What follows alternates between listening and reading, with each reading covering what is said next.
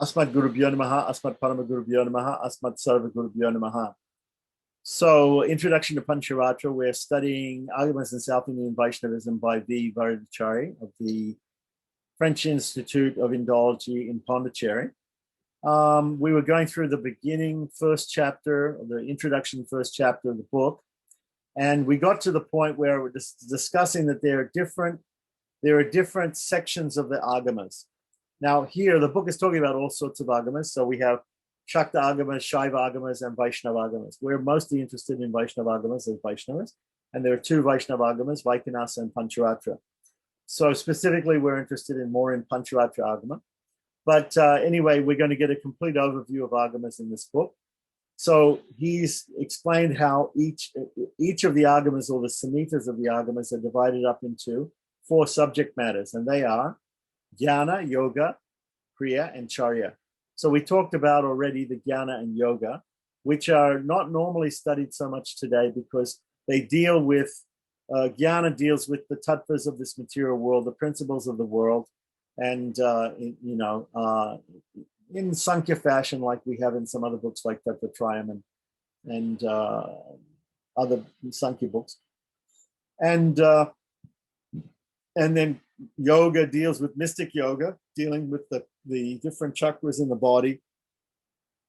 So these parts of Pancharatra Agama, or these parts of the Agamas, let's say, right, are not studied so much these days. More and more people are studying the Agamas in order to deal with practical rituals performed in temples and in the house, like that. So those practical rituals are in the 2 sections, Kriya and Charya. So now we're going to read a little bit about Kriya and Charya, those 2 sections. Kriya means the activities of carving a deity, installing a deity, building a temple, opening the temple. And then Charya is the daily and occasional worship of the deity in the temple or in the house, and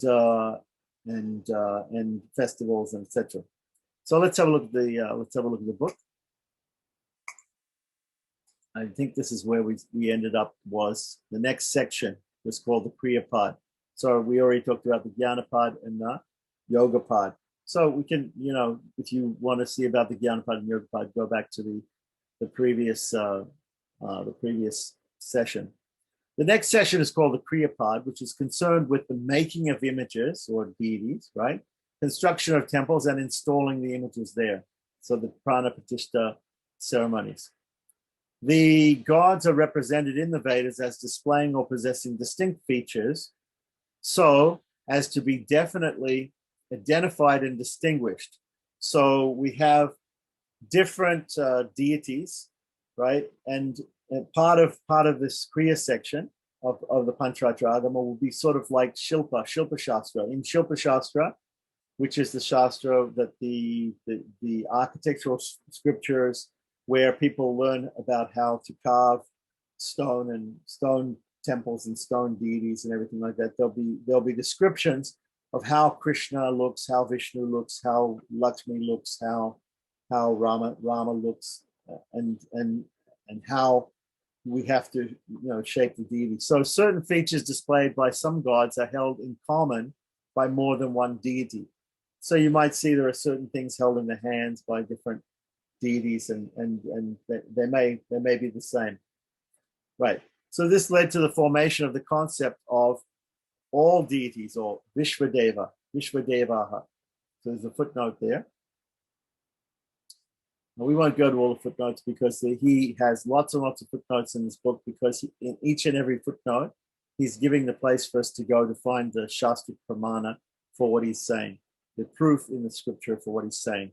So, and to the evolution of a monotheistic tendency, making the gods as subordinate in position to a supreme God whose various manifestations they were taken to represent. It is hard for an aspirant to have concentration on the features of a God who is not present before him whenever he requires. And that's why we have, for instance, dhyana mantras. We have prayers that we chant, and we should know the meaning of those prayers, right? Before we worship a deity or before we chant a mantra, we have what's called dhyana mantras to meditate upon the actual form of the deity that we're invoking or we're worshiping. The need, therefore, arose to evolve a concept which would admit of the form of a particular God who is to be meditated upon. The God has to be conceived of by the Vedic seers as all-pervading, sarva vyapin, and also transcendental, right? So there's two concepts here, that the supreme God is all-pervading, sarva vyapin. He's everywhere, so he's intimately within everything, like that. He's pervading everything from inside and from outside, right? And also transcendental. At the same time as pervading everything, he's also separate from everything, right? Because there's this problem in philosophy of where we talk about God's transcendence and immanence, that we're talking about, if God is immanent in this world, if he's completely involved in this world, if he's pervading this world, if he's everywhere, if he's within your heart, if he's controlling the movements of all living beings, then people say, well, doesn't that mean that he's bound, he's caught up in all the things that happen in this world, and therefore he's tinged by that material world? No, because at the same time he's transcendental to these things. He's immanent, but he's also transcendent, right? So, which means that he's unaffected. He's unaffected by it. He's completely aloof from it. So, another principle which is involved in the concept of Godhead is that he is also immanent, right?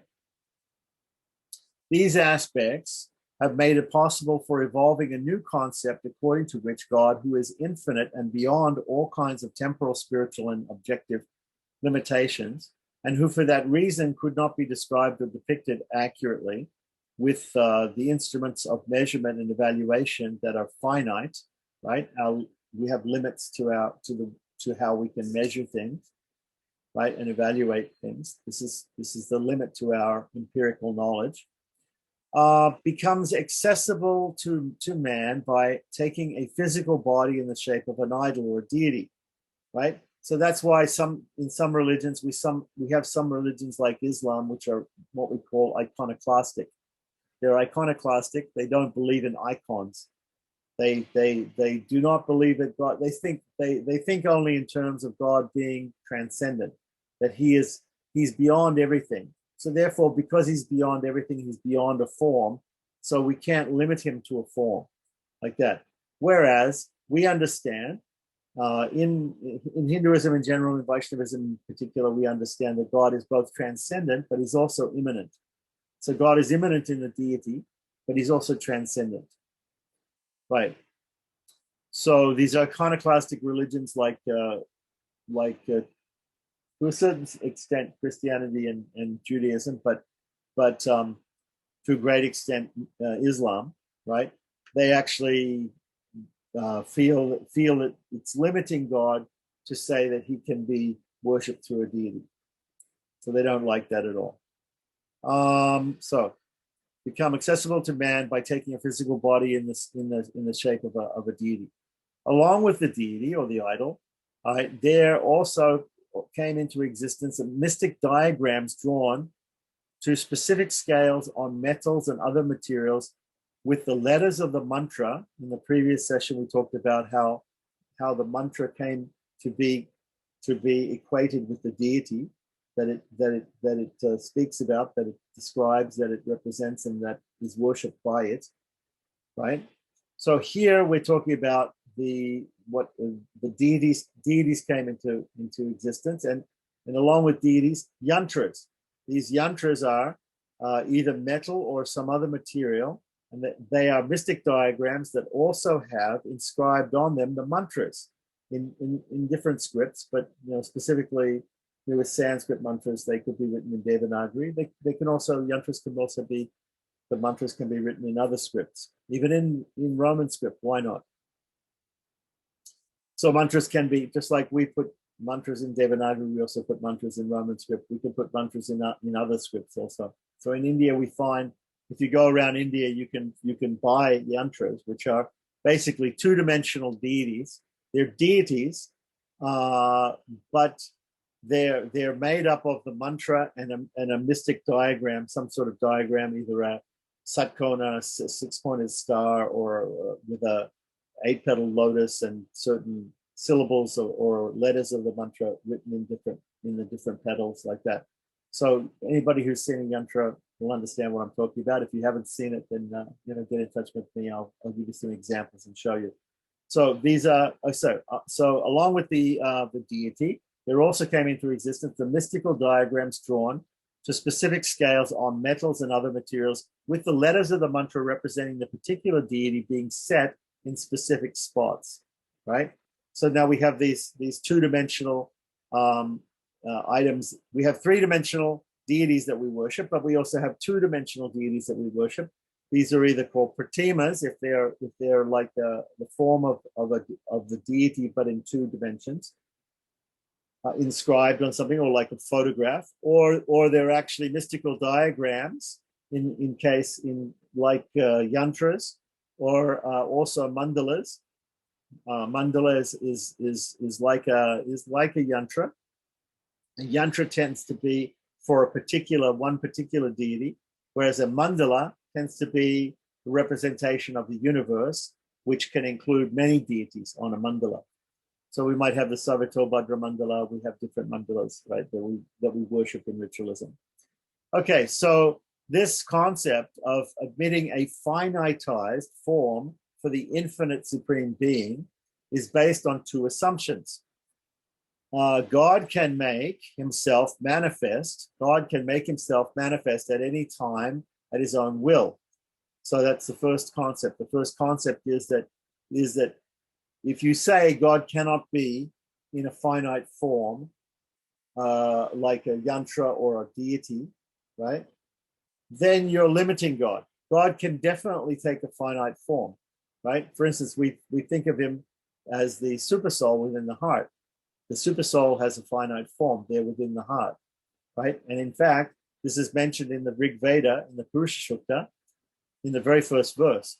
Sahasra Shirsha Purushaha, Sahasraksha Sahasrapat, Sabhumim Vishvato Vitva, Atyatishtad Dasangulam. So the word Dasangulam, we just learned in Sanskrit class, the word anguli means finger. So an anguli is the breadth of a finger. It's an actual measurement in Sanskrit. Just like we have meters and we have centimeters and we have millimeters. So if you think about 2 centimeters or I think, I'm not sure, is the width of a finger is considered a type of a length in Sanskrit, a standard length. That's called an anguli. So if we have 4 fingers, we have the breadth of 4 fingers. That's 4 angulis. If we have 8 angulis, that's 2 fingers on top of each other. If we have 2 more on top, it becomes the span of a hand, right? So from the tip of I think probably the middle finger, which is the longest finger, to the thumb, that's called the span of the hand. It has a particular word in Sanskrit which is not coming to me right now. But anyway, so this is equal to 8 angulis. Not 8, 10, excuse me, 10 angulis. So we have 4 plus 4 plus 2. 10 angulis turns into a span, like that. Okay, so this is the height which is given in the Rig Veda of the super soul within the body. The super soul within the body. So it says Sahasra Shirsha Purushaha, right? The Purushaha, the supreme person who has Sahasraksha, he has thousands of eyes, thousands of hands, thousands of heads, right? Which actually means not thousands, but unlimited. He's unlimited. He becomes a form which is not more than these 10 angulas. That is the Purusha Sukta. It's in the Rig Veda. So, hasta, correct. Thank you. Hasta, one hasta. Is it a hasta? I'm not sure if it's a hasta because I think a hasta is a hand. Hasta is from the not sure. Okay. Anyway, we can look it up. It's not important. Pradesh, right. Oh, that's a Pradesh. Okay. So anyway, let's not talk about. But anyway, the point I was trying to make is that these das angulam, 10 angulas, is the size of the supersoul within the heart, and it's given there in the Purusha Sukta. So that's a finitized form. We're talking about finitized forms of the infinite, right? So the concept is that God is infinite, but he can also appear through finite objects, right? That's the point we're trying. So that's the first principle. The manifested form is as much God's as the unmanifested one. So there's an unmanifested form of God and a manifested form. So God presents himself in this form for the sake of his devotee. And so God's presence in the idol or the deity cannot be questioned, right? So that's the first point. He had said there's 2 points here. The second point is God's immanence, right? When it is displayed in the deity, excuse me, displayed in the deity cannot also be explained away. Therefore, the finitized form of God as the deity or the idol must be taken to have been known to Indians from very ancient times on the authority of the Agamas. Right. So the various deities were worshipped by the Vedic seers by making offerings of ghee, butter, and other materials in the sacred fire. So we know that the Shrauta or the Vedic ceremonies were mostly these fire ceremonies. And so with the mantras of the Vedas, we would offer ghee into the fire, right, which is fuel for the fire. We would offer wood, but also ghee and also some other grains and things like that, but mostly ghee into the fire, which is clarified butter, right? And that would be offered along with the mantras with the prayer that the offering would go to the particular deity which was being mentioned. So we would say, for instance, Vishnave Swaha, Vishnave Namama, meaning it would go to Vishnu and not to me. Okay, so the worshipper was well aware that his particular desire would be granted if a particular deity was worshipped. The relationship between the worshipper and the deity was based merely on this understanding. So this is what we call the Karmakanda section of the Vedas that deals with the performance of Vedic rituals for a specific purpose. The relationship between the worshiper and the deity was based on this understanding. People who used to know this and realized it must have felt in course of time that there existed between them and a particular deity an intimate relation, which was drawing them both close to each other. This gave rise to the feeling of dependence on God, which developed into one of affection. Affection gradually gave rise to devotion in man for the God. Man could not then live aloof from the deity. He desired to offer his oblations to that deity in the fire. It is not unnatural then that he should have desired to see his God before him. A devotee should indeed expect to perceive his God in a form which his finite senses could easily comprehend. The form with which the God presented himself to his devotee must have been cherished as his essential form. Those who had visions like these of the same God would not have allowed that attractive figure to go away from their sight. They were not sure of having it again if it vanished from their presence, right? So there are Vedic seers to whom God appeared in a vision, and so they also wanted that vision always. So wanting that vision also led to the idea in the Agamas of having a finite deity, like a three-dimensional deity or a two-dimensional deity, so that we can concentrate and we can offer our devotion to. So naturally, they should have taken steps to shape out of any material they had, either mud, stone, or metal, a figure that would represent the form in the idol carved out by them. So it is the devotion of the worshiper that has brought about the concept of the deity or the idol and idol worship, right? So the seer who used to feel that his transactions with the deity whom he worshipped by making offerings into the sacred fire, were ended after that act of worship was completed, did not any longer ponder over the identity of that deity, as there was no need thereafter for continuing the worship. When that deity was represented in an idol, or the deity was always there before the worshiper, attracting his mind and senses. Emotion surged into his mind, taking the forms of gratitude for the favors received and attraction to the beauty of the person of the deity. The mind was enraptured with the ravishing beauty of the god. The worshiper could no longer allow himself to forget that form or ignore the presence of the deity there. So, whereas the Vedic ceremonies were based on Shrauta, on sacrifice in the fire, and that would be done for a particular purpose, and the sacrifice would begin and the sacrifice would end and the fire would be over, right? And it would be taken up another time, right?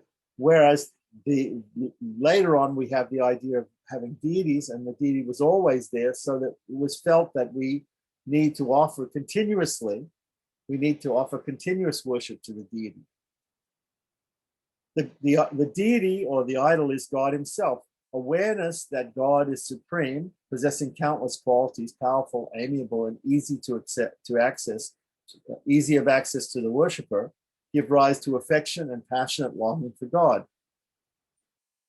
Naturally, the worshiper would erect a place for keeping the idol, for keeping the deity, decorate that place, and see that nothing affects its sanctity, right? So this is the starting point for the rise of the section of the Kriya part of the Agamas, right? So once we admit that we want to see God always, right? So we have this idea of a deity, either a three-dimensional or two-dimensional deity made of, a finite form for God. Then we have to have a place to house it, and that place has to be sacred. And so therefore we have to have a temple, and therefore the Kriya part of the Agamas is telling us all about the construction of deities and yantras and different forms of God, finite forms of God, and also the places to house them, temples in this case, right? So, steeped in the Vedic traditions, the seers could not ignore the significance of the Vedic mantras, which, on being repeated by them, brought forth the deity before them. The mantras were therefore used for all purposes connected with the worship of the idol or the deity. The feeling of attachment for an object fills the human heart and arouses there a desire to keep that object well secured in a safe place.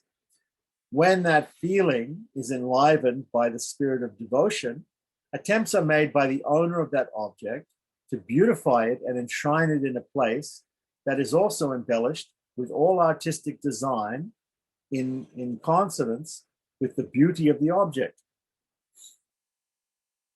Every possible attempt is made to adopt all devices for the main purpose of providing that object with a charming environment.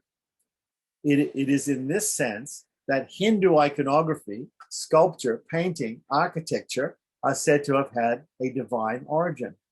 These not just Hindu, but we can talk about in the West, look at the cathedrals, look at the temples and churches that are built all around the world. These are all divinely inspired. So in the beginning, if we look at even Western art, if you go to any Western art gallery in Europe, you will see that the oldest paintings are all paintings of religious scenes. People started painting their boss or their friend or somebody, that they knew later on. In the beginning, everybody used to sculpt, used to paint, used to use their artistic abilities only as a way to create a finite form of God or to show some of God's pastimes or whatever it is in all cultures. So the beginning of fine arts is religion in all human societies. So these fine arts were primarily intended for God. The selection of the proper site for the erection of the temple, excavating it, for preparation of the bricks, raising of the basement, and other preliminaries are dealt with in detail in the Kriya Pad, right? So in the Kriya Pad section of the Agamas, we have all of this, how to build temples. even starting right from the foundation stones. So choice of stones, erection of pillars, and building the halls and construction of temples are then described. The temple is treated as a Purusha, as a humanized supreme being. So the temple itself is, we meditate upon the temple structure itself as being like a deity, as being like a form of the Supreme Lord. The cosmos is conceived to be present abstractly and also in conception. So this is another thing about Hinduism. Everything is understood as symbolic also. So not only the temple is considered to be symbolically like a deity of the Lord, but it's also considered to be like the universe, complete like the universe. The universe is also, as we know in Sri Ramanuja's philosophy, Sharira Shariri Bhava, that the Lord pervades from inside, but also from outside, that the souls and the world are like the body of God. So this universe is like a body of God. The temple is also like a body of God, like that. So all these concepts are there. Now, before we were talking about jnana and yoga. In the yoga section of the Agamas, just to go back for a second, the yoga sections, it talks about the body, and talks about the kundalinis, the different chakras within the body, right? And it talks about the different nadis, the Ida, the Shushumna, and the Pingala, right? So these are different nerves within the body, with up and down the spine. And the Shushumna goes straight up the spine, the Ida and the Pingala cross over, and where they cross over and cross back at each point where they cross the other nerve, right? That place is called a chakra. It's a nerve center. It's a certain type of center, right? So center of energy. So that also has got its relationship to the universe.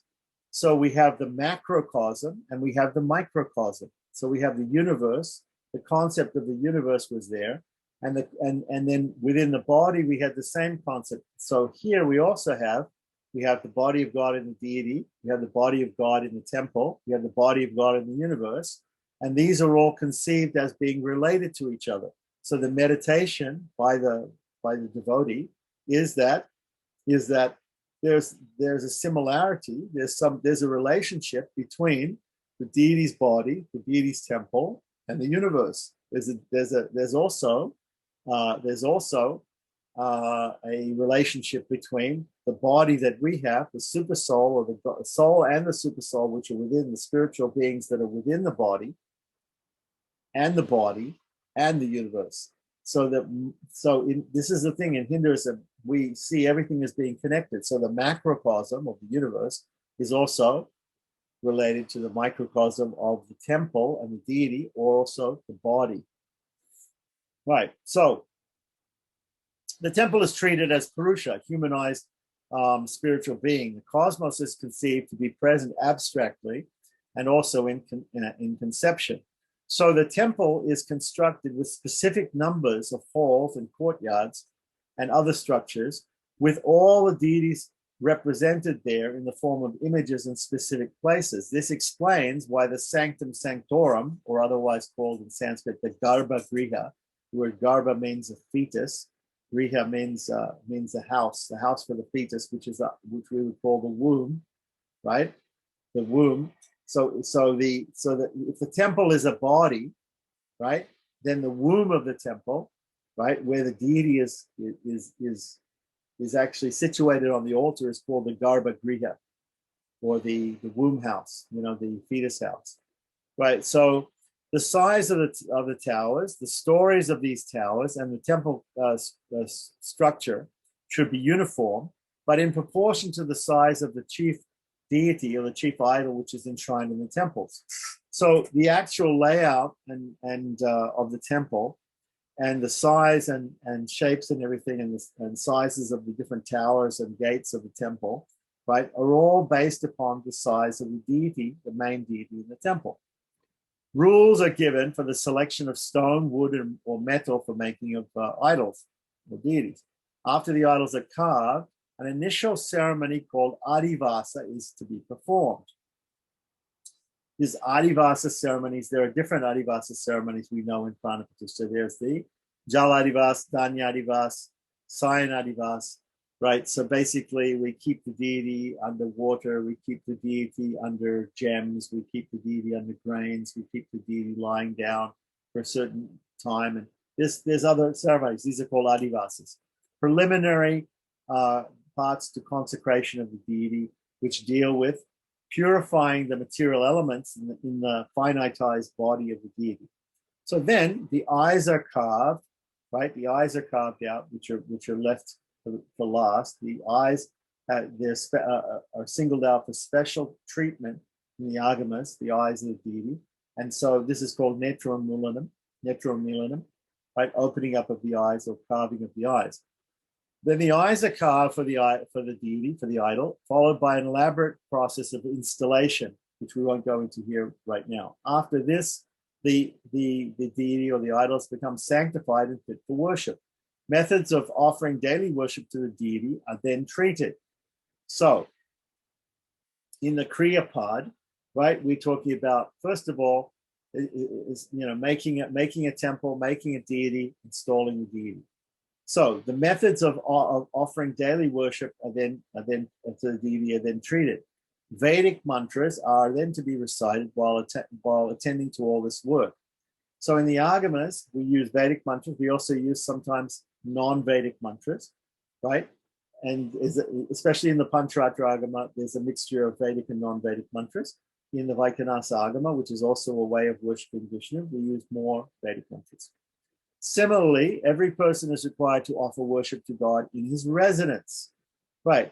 So the worship of the deity in the temple arose, and so people also wanted to worship the Lord in their houses, in their own houses. There was a need felt to do that. So the procedural details for this purpose are also contained in this section of the Agamas. Which section are we talking about? We're talking once again about the Kriya Pada, the Kriya section. We'll get to the Charya Pada soon. So the procedural details for this purpose are contained in this section of the Agamas. The Kriya Pada, the idol, the shalagram, the lingam, and the mystic diagram, the yantra, are required to be worshipped in the house in accordance with the aptitude, capacity, and economic conditions of the worshipper. So again, in the temple, the deity is treated like a king, and there has to be certain standards. But in the house, the standard is according to the ability, the aptitude, capacity, and economic conditions of the person who lives in the house, of the householder. So the fourth section, that was about the Kriya Pad. Now the fourth section is called the Charya Pad. The fourth section, which is called Charya Pad, prescribes the rules for carrying out the daily routine of the aspirant and for attending to the worship of God in temples and houses, and conducting general, private, and public festivals, which are called utsavas. Most of the texts of the Agamas contained a more detailed exposition of this section than others, right? So naturally, this became the longest section or the biggest section. If we look at Pancharatra Agamas or Vaikanasa Agamas or any Agamas, right? Shaiva or Shakta, whatever. Or even Bauddha and Jain Agamas, which are the Buddhists and Jains also have their Agamas, you'll find that this section is the biggest section, the Charya section, Charya Pada, which deals with all these different festivals and daily worship. The section lays stress on the practical side of their teachings, right? So all of these different sects employ the Agamas. Once again, the Agamas are Tantras, and the Tantras, Agamas, or Samhitas, usually when we see the name of a book, if it says Samhita, we think of it as being in Vaishnavagamas. If we see Tantra, we tend to think of it being in Shaktagamas. And when we see if it's called Agama, then a lot of times it's a Shaivagama. So it has to do with Shiva worship. So this section lays stress on the practical side of the teaching. So there's a philosophy, which a particular group or sampradaya has, but the actual practical implementation of the rituals of the worship of God is dealt with in the Agamas. So each and every school of philosophy in India, every school of Vedanta, let's say, that we have. We have these different schools of Vedanta, whether they be either Advaita or Dvaita or Vishishta Dvaita, whatever it is, like that. Also, the founders of those schools also took note of the Agamas for use to explain to their followers how to perform practical rituals. So these are all practical teachings. The worship of God is to be conducted through mantras, which are constituted of letters, or rather syllabic sounds. These represent the power of God. Each letter has a deity, right? So there are like 50 letters we can say in the Sanskrit alphabet. Each one of them is called a matrika, or a mother, right? And each one of them is represented by a goddess. And so each letter has a deity. An aspirant should choose the letters which get molded into the form of a mantra and use it for worshiping the deity. Any set of letters or any word is not a mantra. The letters have to be such as to form a word which could become a mantra. Each letter in that mantra reveals only an aspect of God who is to be represented by it. Only when the whole mantra gets formed, the full form of God would become available there. This is like a particular formation of letter which becomes a word, would convey meaning. So mantra manifests God and thus stands for God, whose presence is felt there. Mantras and deity become one and the same. The letters of the mantra become the yantra of God. The letters inscribed on a piece of metal or on some other auspicious surface, right, become the yantra of God. Yantra means a machine, but in this case it means a two-dimensional form of God, using the letters of the mantra. There's only one mantra, one yantra that we know of that can be just the mystical diagram without the letters, and that is the Sri yantra, which is sometimes seen without letters at all. But most of all these other yantras, they all have letters of mantra. So the letters of the mantra become the yantra of God. So mantras yantra and the idol of God. The yantra or idol cannot therefore be a mere piece of stone or metal.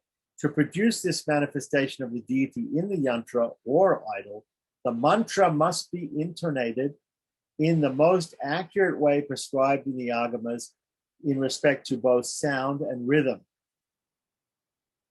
And I would say also pitch in the case of a Vedic mantra. So any attempt to render it in another language would reduce it to the status of a mere word, possessing simply physical properties. Such translated words may have the status of prayers, but mantras alone have the power to compel the deity to appear before the aspirant. Okay, so this is his idea, like that. Sri Yantra and Sri Chakra are the same. Usually, the question is about whether Sri Yantra and Sri Chakra are the same. Usually when people say Sri Chakra, they're referring to a three-dimensional, what we call a meru. The word meru means mountain.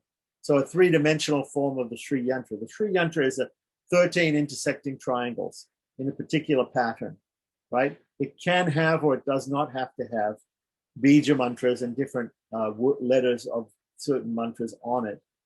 But if it doesn't have the mantras, that's fine. But just that pattern by itself, if it's in a two-dimensional plane, we usually call it a yantra. If it's in a three-dimensional plane, if it's like a little pyramid, right, a little mountain, it's called Sri Chakra. Usually it's called Sri Chakra like that. But Sri Chakra, if you talk to people about Sri Chakra worship, they can do Sri Chakra. You can do Sri Chakra worship of a yantra, of a two-dimensional object or a three-dimensional object. Sri Yantra is also used for Durga or only for Lakshmi. Okay, so most of the people that worship the Sri Chakra or Sri Yantra or Sri Meru, it's usually performed by Shaktites like that, or sometimes by Smartas. I did also see one time I went to Kumbhakonam and I went to a place where they make deities, and there was a Madhva man there who was getting a Sri Meru being made. So it is possible for Vaishnavas also to worship. It's a very, very complex form of worship. And there are many books on it. We can go into it separately if you're interested in that. You can, it's for worshiping any form of goddess. So like that. So it can be used for worshiping Lakshmi. It could also, generally it's used in India for the worship of Lalita or Tripura Sundari, which is a form of the goddess Devi or Durga, Parvati, Uma. Yeah. So, okay, the letters which form mantras are called matrikas, as they are the basis of words, right? So the word matrika actually means mother. So because the mother is the basis of the child, right? The child comes from the mother creates life, right? Has offspring.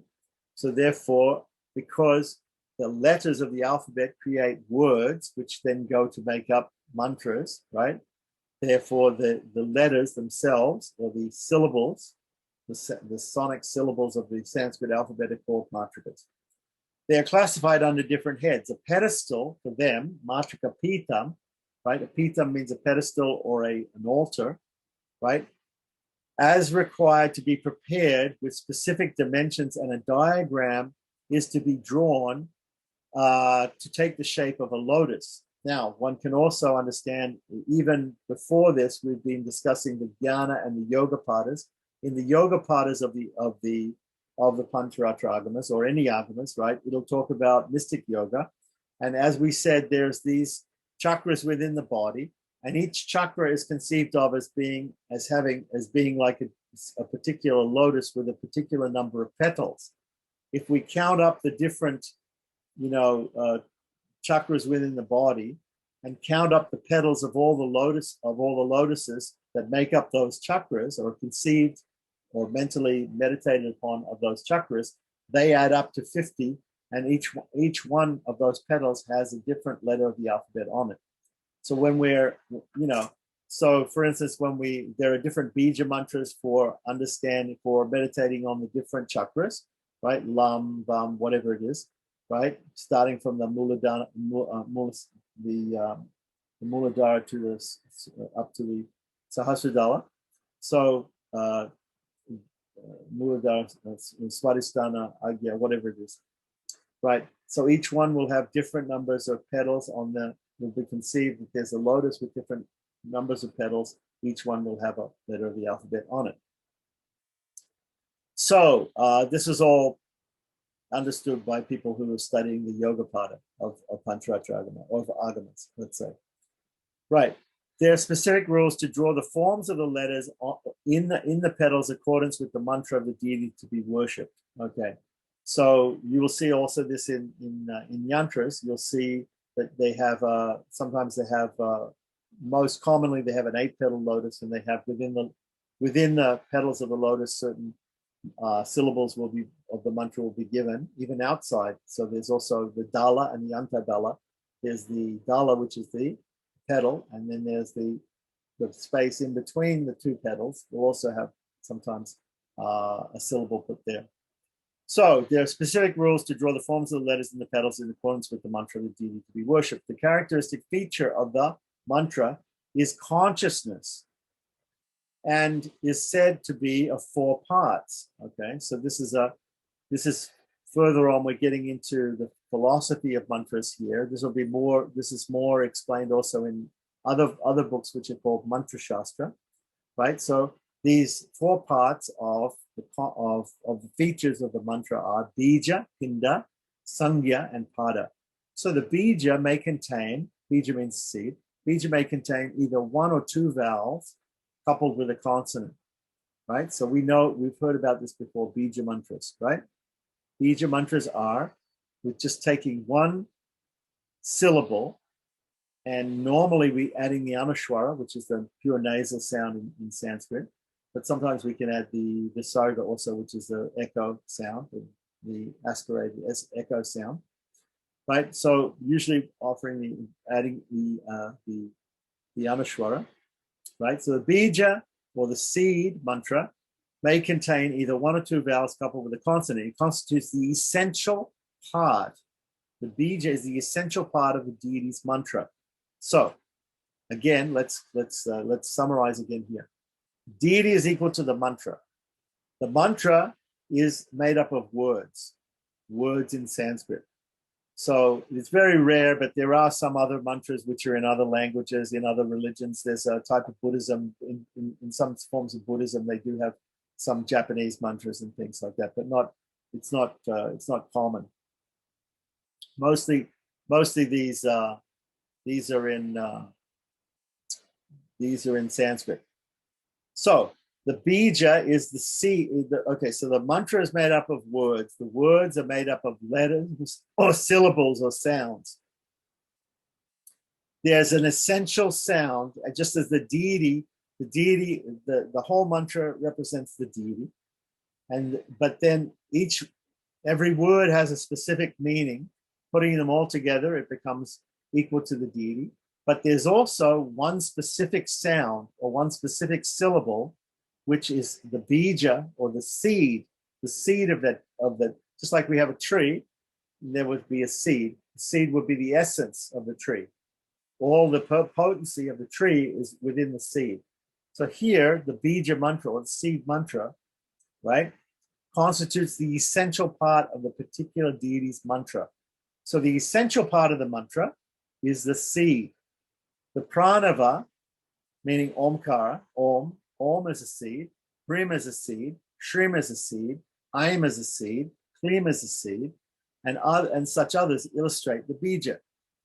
The consonants inserted between the bija and the remaining part constitute the pinda. The pinda, right? The word pinda in Sanskrit means a lump. When we have a lump of rice and we offer it to devatas, it's called, not devatas, the ancestors, it's called a pinda. Pinda literally means a roundish mass or heap or bowl or globe like that. In this sense, in Mantra Shastra, it means a collection of syllables, let's say, right? So the consonants inserted between the bija and the remaining part of the mantra constitute the pinda. Vowels also are sometimes connected with it. So im represents this.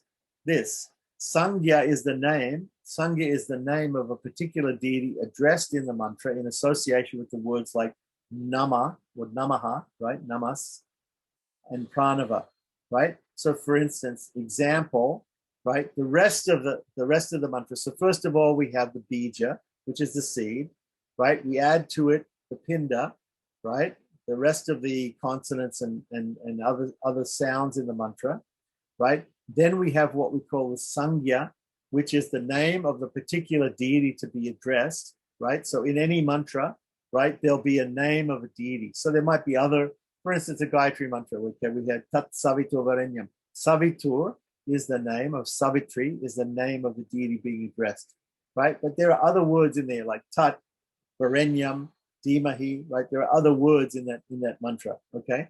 So for instance, he gives the example here of Namo Vishnave, Om Namo Vishnave, Om Namo, the six syllable mantra to Vishnu, Om Namo Vishnave, right? So we have Om, which is a bead. We have Namaha, right, which is part of the mantra, which is also, which we would call the Pinda part, right? Then we have Sangya. We have the name of the particular deity being worshipped, which is in this case Vishnu, right? So Om Namo Vishnave, right? And that will the Sangya is the name of the particular deity being addressed.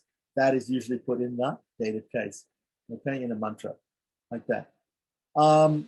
In a general sense, it could be any grammatical form, but normally it's in the dative case. So, for instance, if we call Hare Krishna or Hare Rama Mahamantra, if we call that a mantra, then we would have to say that it's made up of all sangya. It's all sangya. It's all names of the particular deity, but it's in the vocative case. Okay, so that's also can be understood to be a type of mantra. Okay, so now we have a combination of verbal utterance with nominal. Nominal means noun verbs. The combination of verbal utterance, right, with nominal concepts of a laudatory nature, in other words, praise, right? The mantra will be praising the deity and praising certain aspects of the deity, right? Gives rise to the pada section, right? So, for instance, an example here of a word that praises, like an adjectively describes the deity, which is described in the Sangya part of the mantra, right? Are we getting an understanding of the different terminology here? Okay. If you don't, then I can go over it again. Sahasra Jwalaya. Sahasra Jwalaya means having thousands of flames. So Vishnu, for instance, we could say Vishnu is Sahasra Jwalaya, or Sudarshana, right? The Sudarshana chakra is Sahasra Jwalaya, has thousands. Sahasra means thousands. Jwala means flames, right? Aya means unto that personality, Sudarshana, who has Sahasra Jwala, who has thousands of flames, right, coming out of him, right? So all these four parts together constitute a complete mantra. What are the four parts again? The four parts again are bija, pinda, sangya, and pada, right? Okay. So, what did it say? Yes, bija, pinda, sangya, and pada. Does everybody understand that? Bija, pinda, sangya, and pada. The four parts of a mantra. We're learning something today. Okay, so all these four parts together constitute the complete mantra, and each of these is held to be as efficacious as a mantra. So each one of them is considered to be equal to as efficacious as the whole mantra itself. Right. Such words such as swaha, voshat, vasate, hum, pat, and pat are used at the end of certain mantras to convey the offering. So when we're offering things into the fire, we say swaha. The word swaha, right, is one of the god Agni, who is like the postman for the gods. He's the deliverer of the oblation to all the other gods, right? So we offer to the devatas, we offer something through Agni. So in order to get to Agni, we go through Agni's wife. Agni's wife is Swaha. So we go to the wife, we give it to the wife gives it to the husband delivers it to the other gods, like that. So that is why Agni Ila Purohitam is the very first mantra in the Rig Veda. The first mantra in the Vedas is to Agni, because Agni is going to take our oblations, our offerings to the other gods, right? Yajna vai Vishnu, especially to Vishnu, because all sacrifice is ultimately aimed at Lord Vishnu, the Supreme Person.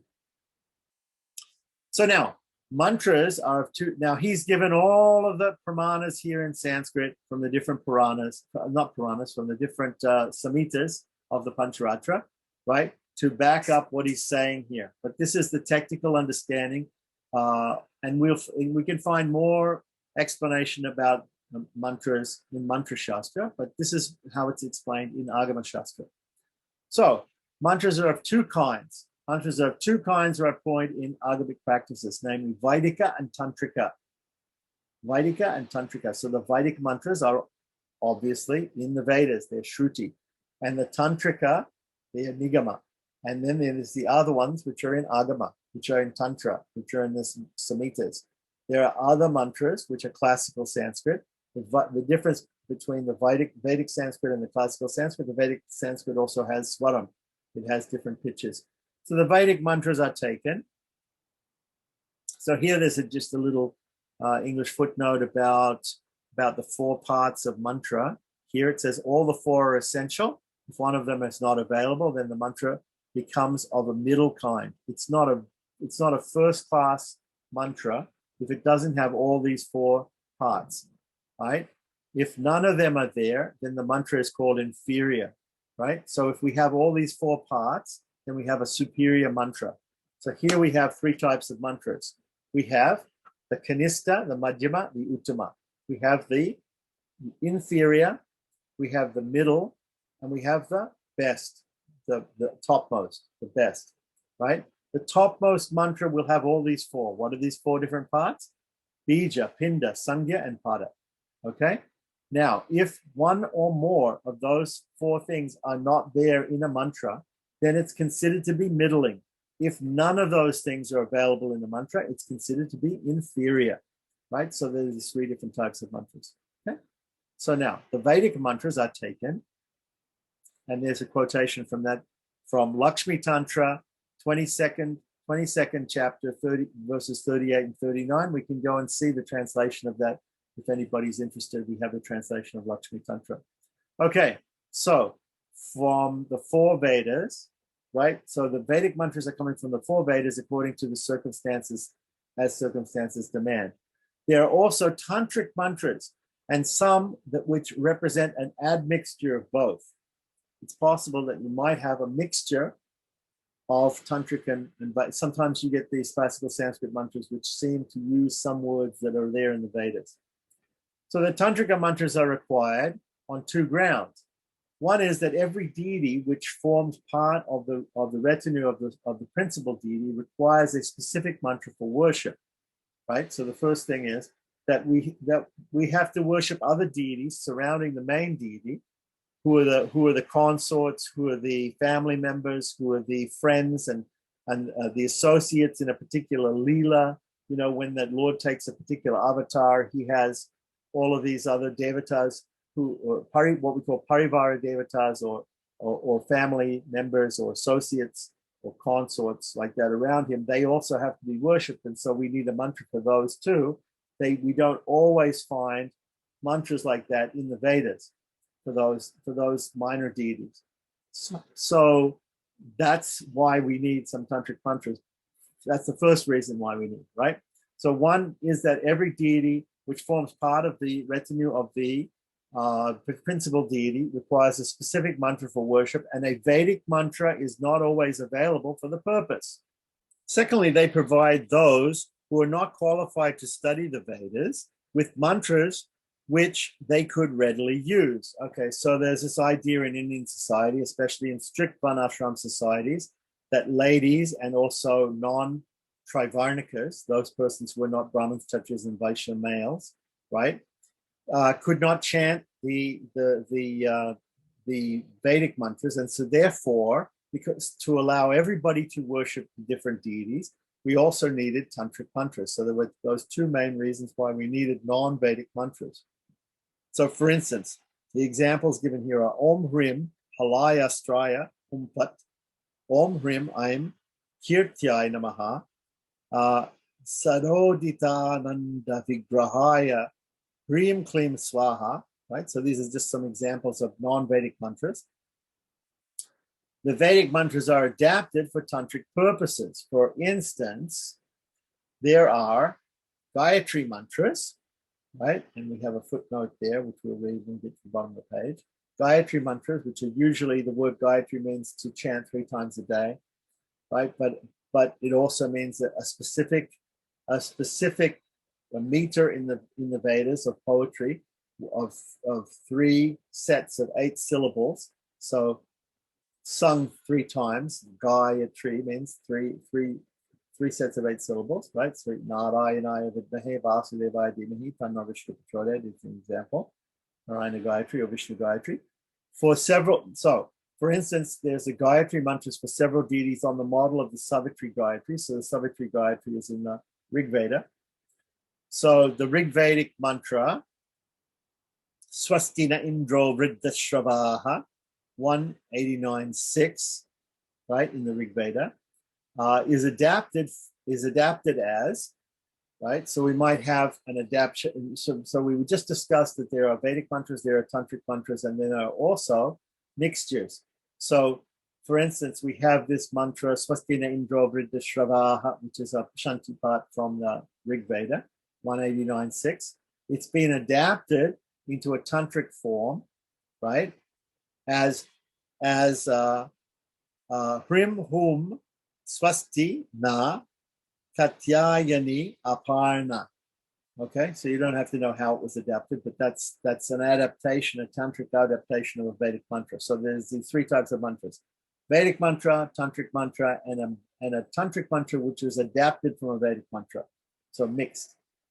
These mantras, so when it says, so if we're reading the Bhagavatam in the 27th chapter of the 11th canto, Lord Krishna's instructions on deity worship, where he says, You can worship me with Vedic, Tantric, or mixed system. The mixed system, this is a type of mixed mantra. So if you never understood what mixed means, right, that's what mixed means here. These mantras have to be repeated as japa in order to attain success, or siddhi. Okay, so here he's talking about all the mantras, the Vedic mantras, the Tantric mantras, and the mixed mantras.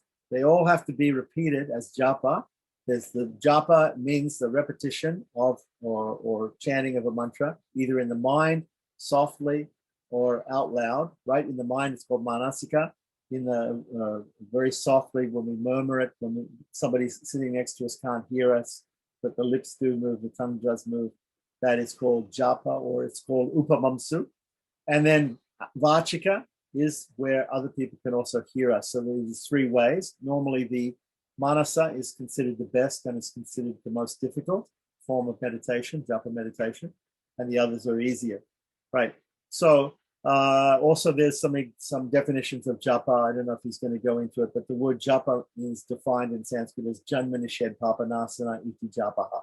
Janma nishedh, that things which destroys our rebirth, papanasana, and destroys sin, that is japa. Okay, so by chanting the mantra, we also free ourselves, we get liberated, we free ourselves from rebirth, and we also destroy sin. Janma nishedh papanasana iti japaha. Okay, so that is what that is how we make up the word japa. It's made of two words, ja for janma, and pa for papa. So birth and sin together, japa. Okay, so in order to attain success, siddhi. Siddhi means perfection of the particular mantra. So perfect understanding of the mantra. First of all, we have to understand the different parts of the mantra. We have to understand how the mantra is made up. We have to understand the meaning of the mantra. We have to be given the mantra by someone and explained all these things. And then we have to practice the mantra. So normally in mantra shastra, it says the number of syllables. The general rule is each number of syllables 100,000 times. Chant the mantra 100,000 times, the number of syllables in it. So if it's an 8-syllable mantra, 800,000 times. Okay, so those who adopt the tantric mode of worship are required to undergo initiation, okay, called diksha, right? Given the mantra and explained all these things, the meaning, all of the meditation sloka that goes along with it, how to do the different nyasas or touching the body with different syllables to infuse the body, to make the worshipper's body non-different from the mantra, which is also non-different from the deity, right? So this is called nyasa, right? On the hands and on the different part of the upper body, or sometimes the whole body, right? And the preceptor or the teacher who is well up on the subject, right? So we have to approach somebody who understands this subject and who can teach us this subject, right? For a particular mantra, and that another mantra, there might be another teacher who knows everything about that mantra like that. Or there might be some teachers who know about mantras in general who can teach us. The qualifications are prescribed for the pupil and the preceptor. So both the teacher and the student have to have some qualifications. Initiation or diksha is not simply giving lectures or guiding the apprentice in doing a piece of work, but transference of the spiritual power which resides in his body into the body of the pupil. Okay, so this is sometimes this is taken to a high degree. They have certain groups or certain sampradayas practice what is called shaktipat. Shaktipat means shakti means power, pat means to touch. So right. So the touch of power, that the teacher will just simply infuse the disciple by touching him like that. Even if we read Hari Bhakti Vilas, it talks about in the initiation, there's certain nyasas that the teacher performs on the body of the student when he gives him the mantra. When he gives him the mantra. Okay, so, and this is also there in different types of diksha too. So there are different types of initiation in the Agamas, right? And of course in Vaishnavism in general, there's some general form of initiation, but there's also some very specific types and particular types of initiations given in Agamas. So initiation diksha is not simply, okay, we talked about that. So there are several items to be gone through while offering worship to God. So we finished with that section. So here he's given the footnotes of where to find those different ideas. So several items are gone through while offering worship to God. Worship of God is of two kinds, namely internal, antaryaga. The word yaga means sacrifice. If we say yagya or yaga usually means a bigger sacrifice, but yaga, so sometimes you'll hear a yagshala, yagyashala. Is a place where you perform the yagya, where you perform the sacrifice. It's also sometimes called a yagashala. So yagya and yaga mean the same thing in Sanskrit, basically. So we have internal, antar. Antar means inside, and bahya means outside. So we have antaryaga and bahya yaga. The internal is much more important than the external, but the external is there. And as we say, like before, we were talking about the macrocosm and the microcosm. So we have God everywhere outside, and we worship God in the temple and in our house, but also we worship God inside as the Paramatma, and the soul has to worship the super soul within inside. The aspirant is required to look inward and find God there, because God is also there, right? As Antaryamin, as the super soul, or what we call the Paramatma, right? So we have the Atma, which is the individual soul, and the Paramatma, which is the supreme soul. So the entire procedure of worship, as practiced internally, is to be gone through. And after the inner worship is over, external worship is to be undertaken. So this is the system that is preached in the Agamas, is a system of internal worship first, and then external worship following. The first step to be adopted before actually beginning the inner or subjective mode of worship is the purification of the elements of the body of the aspirant, called Bhuta Shuddhi. So the first thing is, if we're going to worship God within ourselves, the antaryaga, right, or the internal worship, what is sometimes called manasika yaga or manasika puja, mental worship, right, because it's done in the heart or in the mind, right? When we say heart, we mean the mind, right? But in the Upanishads, it's described that the super soul resides within the heart, right? The heart region of the body. If we look at the, I believe, I'm not sure which Upanishad, but it talks about that, the human heart looking like an inverted lotus bud, and that God resides within that lotus. So if you take a lotus bud and turn it upside down, it looks like a human heart. Okay. So Buddha Shuddhi is important because we are purifying the elements of the body, just as we did with the Adivas ceremony in the Prana Pratishtha. So if we're installing a deity in a temple or a yantra or some finitized form of God that we're going to be worshipping in the temple or in the house, right? Except for self-manifest deities like Shalagams or whatever. But if we have a deity which we're installing, right, we're invoking the presence of God there, like that, we have to first of all do the adivasas. We have to do the preliminary purification, right? So in Prana Pratishtha, in the system of installing deities, there's first of all the adivasas. So in our own worship, before we can worship God inside the body, right, we have to purify the body just like we purify the temple every day, right? We have to also purify the body, and the purification of the body, or the elements, the material elements that make up our body, right? Because we have two bodies. We have the Stula Sharira and the Shukma Sharira. We have the gross material body, and we have the subtle body, right? So we have, Lord Krishna is described in Bhagavad Gita.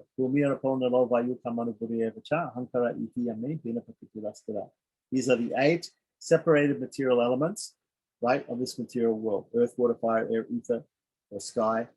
Mind, intelligence, and ego are the 3 subtle ones, right? So these things, all of these things have to be purified before we can worship the Lord, just like we purify the temple before we worship the deity. Right, so this is called Buddha Shuddhi. Just like we purify the deity with the adivasas before we install the deity. We carve a deity out of stone or wood or clay, and then we perform the adivasas, and then we perform the pranapratishtha. So before we do the pranapratishtha for ourselves of the super soul within the heart, right? We have to make sure before we worship the super soul within the heart, we have to make sure that the temple of the body, of our body, is pure. So this is the first step in external worship, is internal worship. So the internal worship, the first step of internal worship, is the Buddha Shuddhi. So this consists of imagining or meditating on the earthy element of the body being absorbed into the subtle element characterized by smell, the Gandha Tanmatra, right? The subtle element characterized by smell, because earth, the essential factor of earth is smell. Each one of the material elements has an essential factor, or otherwise called a tanmatra, right? Which is merged into the water, which in its turn is in the subtle element characterized by taste, the rasa tanmatra.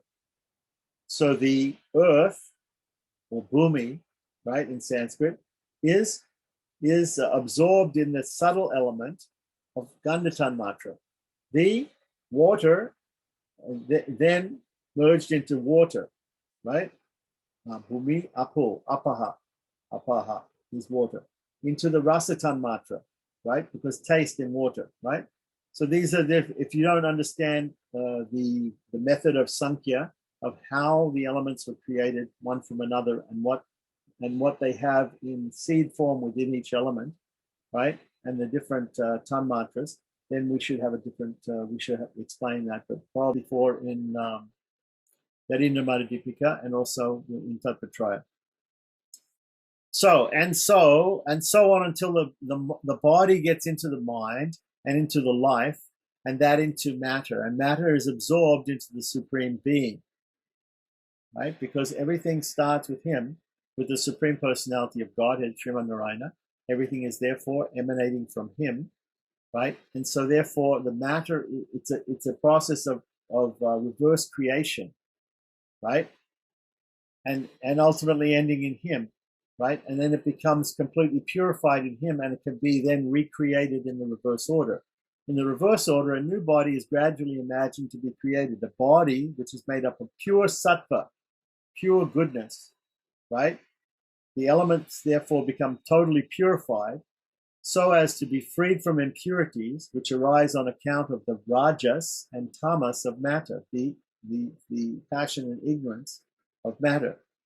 This new body then gets fit for worshiping God. So you can imagine it like you might have a ring, and it's made of gold, and you want to purify the gold. When the person made the ring, he mixed so many things into the metal, right? So like that. So it ends up as a mixture. So then you take the gold and you again give it to the goldsmith. He melts it down and he purifies it and makes it into, again, 100% gold, and then remakes a ring for you out of 100% gold, like that. So we used to do this quite often. We would collect scraps of low carat gold, and my wife would take it to India, give it to a goldsmith in India. The guy would purify it, and she would come out with 22 carat. You have less, obviously, but purify it. So this is the point. This is the point of Buddha Shuddhi. Buddha Shuddhi has to be gone through before puja, right? Before internal worship, what to speak of external worship. Okay, so the human body, which is made up of matter, is regarded as impure. The ancient texts tend to depict the body as reprehensible. Material body, that is. The question that would generally be raised in the context is as to how the perfect idol or diagram of God, the deity or the yantra, right, of God, sanctified by the utterance of mantras, can be touched by the impure hand of man and offered worship. So that's a good question, right? So if we're going to so much trouble to install the deity, or to invoke the special sacrificial fire, to install the deity, or to worship, or to make the specific yantra and install that yantra, then we come along and we're just in a dirty material body, right? Contaminated material body made of rajas and tamas, the passion and ignorance, and we go and we touch that and we consider that to be worship. That's not right. So that's the question. The question is, how can we do that? So the answer is that we have to go through Buddha Shuddhi. There is no answer to this question in any ancient work except what is suggested in the Agamas. So the Agamas answer this question. It's a practical question. So that's why we say the Agamas are ultimately very, very practical. Because although you may have so many philosophies, ultimately, if you want to practice Hinduism or Vaishnavism, or any religion, actually, there has to be a practical side to it. And so these practical questions is why we have the Agama Shastras. They answer these questions. So in the Agama Shastras, this practical question of how we can worship God with our filthy material body, right, is explained. By this process of Buddha Shuddhi, an aspirant is made to imagine that he gets rid of his impure body and obtains a pure frame with which he can offer worship to God. This at once suggests that the body, which has become perfect and flawless through this mental process, is fully qualified and competent to offer worship. Hence, the Agamas have gone beyond the Vedas in suggesting that the human body is not so detestable as it is held to be. One should rather attach value and respect to the body, which acquires the unique privilege in this life for handling the deity, the idol or diagram yantra, and offering worship to it directly. After carrying out Buddha Shuddhi, the aspirant should imagine that he offers worship to God within himself, passing through all the stages of worship using the materials which are also imagined to have been procured for the purpose. This mental worship enables the aspirant to feel happy that God within himself has been worshipped by him and helps him in preparing for the external mode of worship. Apart from collecting the widely used materials of worship, such as the vessels, bell, and others, the Agamas insist on certain preliminaries to be gone through before the actual act of external worship is begun.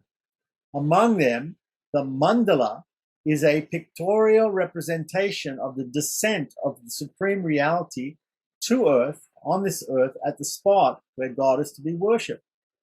This takes the form of drawing certain figures on the ground or on a standila, on a platform or a pitam or an altar. The figures generally take the form of a lotus with a specific number of petals.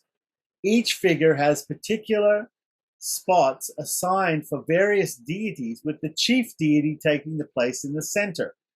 In general, a mandala, which is different, slightly different from a yantra. Yantra, remember, represents, yantra is like a mantra, right? Mantra, yantra, same. Mantra and a yantra equals God, right? A particular deity is same as the yantra.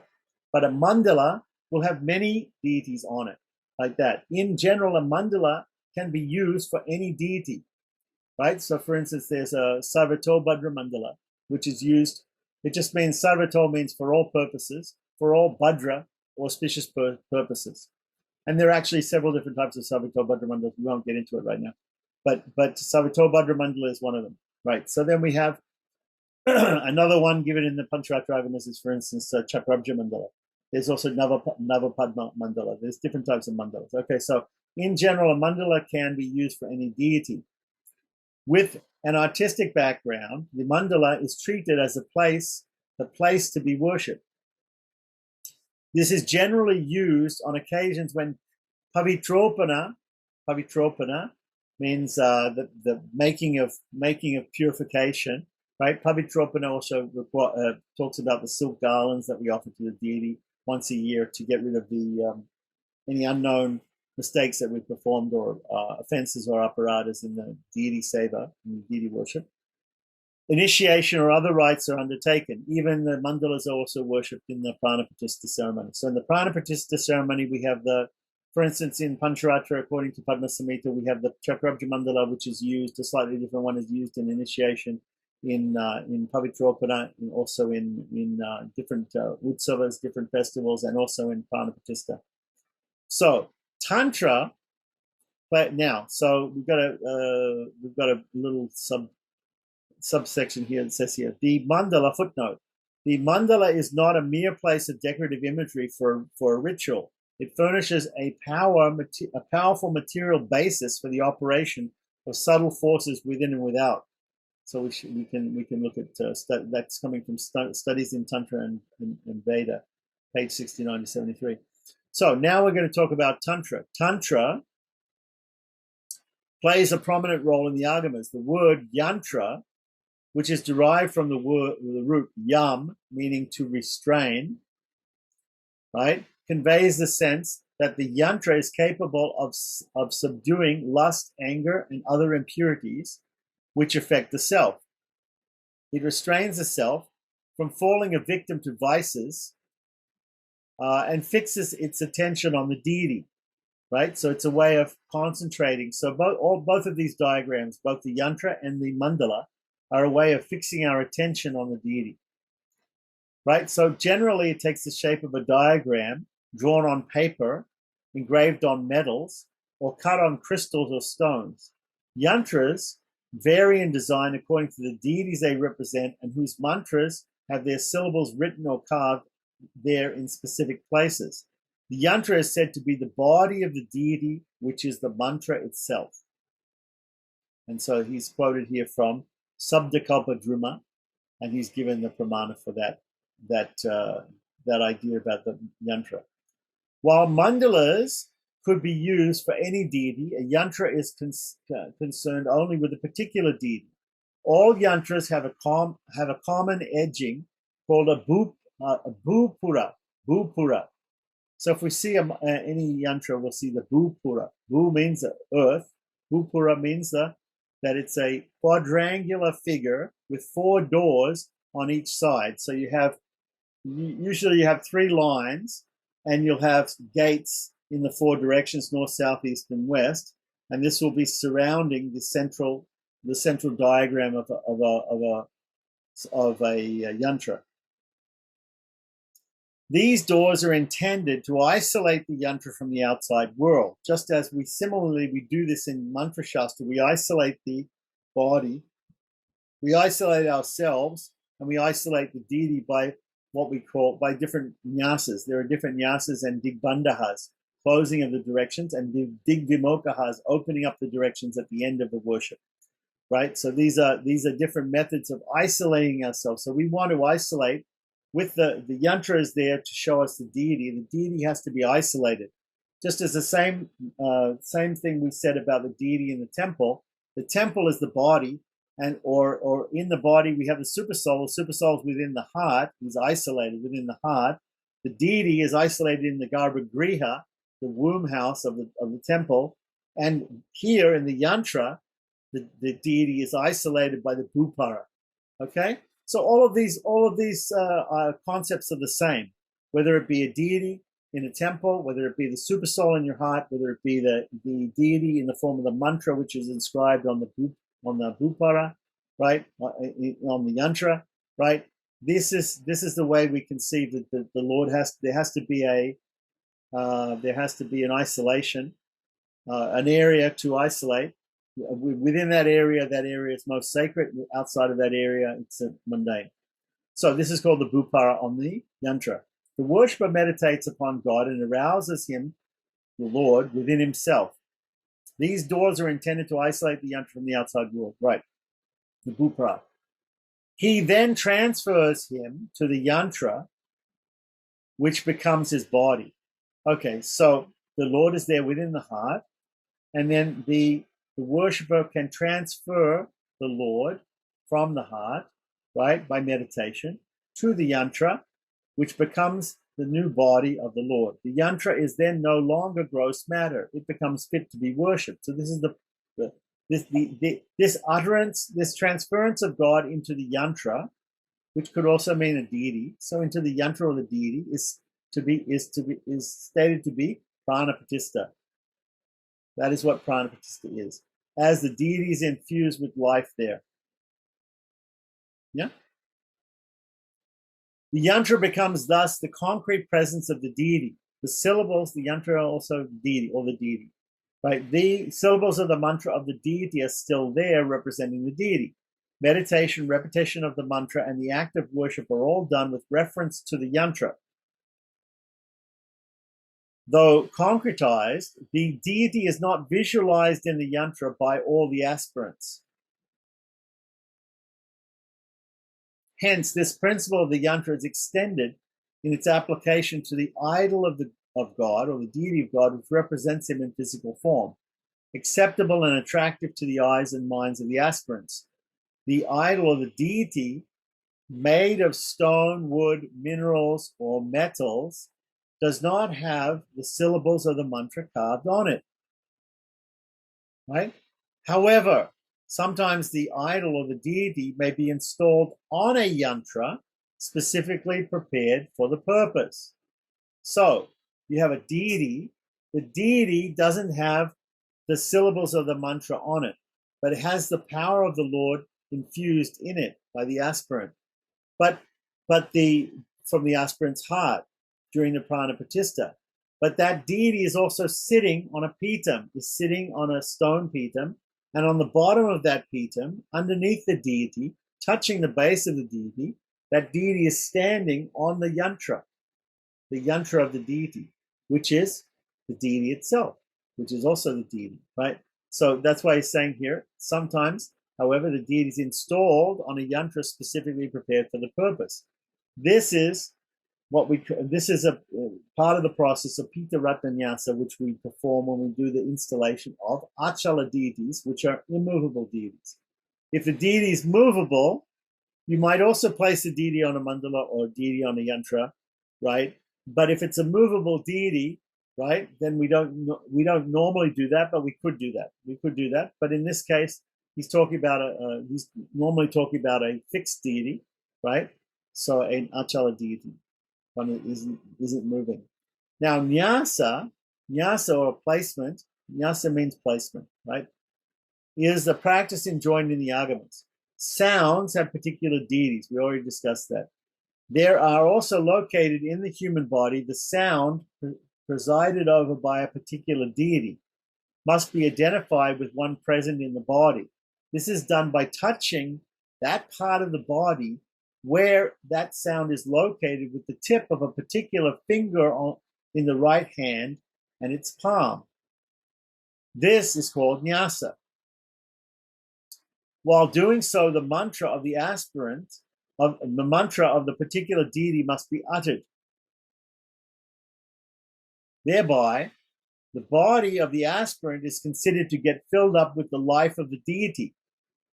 The aspirant's body becomes the deity, right? Becomes purified and it's like putting on a suit of armor, right? Made of the deity, because only the deity is pure enough to worship the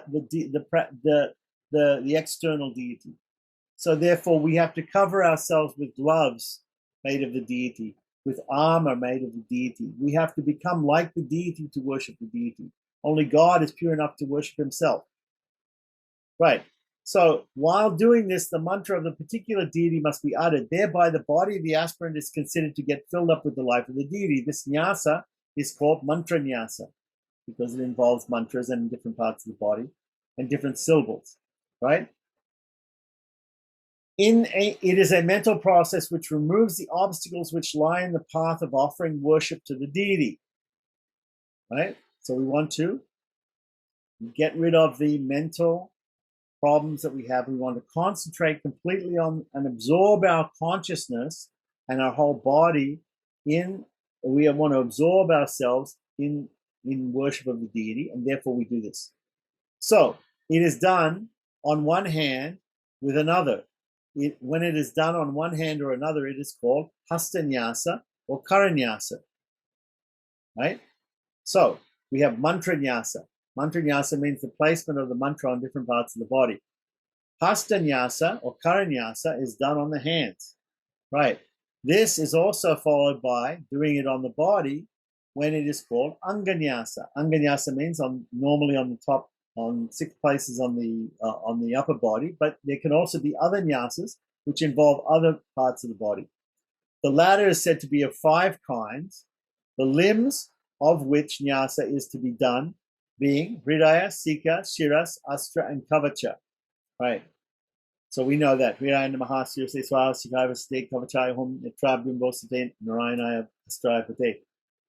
to those netra, right? And we make 6. That is called saranganyasa. Here he's talking about 5 kinds.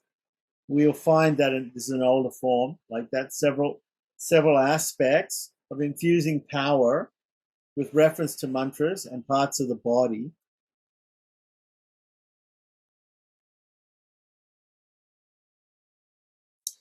are described here. Several aspects of infusing potency with reference to the mantras and parts of the body, where it is to be done, as also having it in a reverse way, are dealt with in great detail. See Brahma Samhita 9, 1269, Ishana Shiva Gurudeva Padati, Part 2, page 58 at 60. Okay. So we go back a second here. Okay, so we were talking about the saranganyasa, but also an old form of this is the five kinds of nyasa. Right now, if we look in Hari Bhakti Vilas, actually both of these types are given. We're given for the Gopal mantra. We're given the anganyasa of 5 sections, right? The Hridaya, Sikha, Shiras, Astra, and Kavacha. Also the sixth version, which includes the netra, the eyes.